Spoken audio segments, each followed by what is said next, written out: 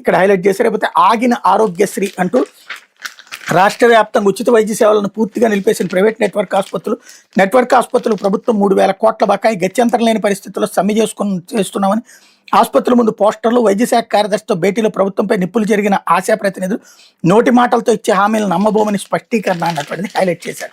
అయితే మధ్యాహ్న భోజనంలో బల్లి 5 విద్యార్థులకు అస్వస్థత. అన్నమయ్య జిల్లా పొంగనూరులోని మున్సిపల్ పాఠశాలలో బల్లిపడిన మధ్యాహ్న భోజనం తిన్న 5 విద్యార్థులు అస్వస్థతకు గురయ్యారు. వారిని పొంగనూరు ఏరియా ఆసుపత్రికి తరలించి చికిత్స అందించారన్నటువంటిది హైలైట్ చేశారు. లేకపోతే గురుకులంలో ఎలకలు అంటూ విశాఖపట్నం జిల్లా సింహాచలంలోని మహాత్మా జ్యోతిరావు పూలే బీసీ బాలురు గురుకుల పాఠశాల విద్యార్థులు మళ్లీ ఎలుకలు కరవడం కలకలం రేపింది. గత నెల 26 ముగ్గురు, 27న ఇద్దరిని ఎలుకలు కొరకగా బుధవారం మరో 5 విద్యార్థుల్ని కరిచాయి.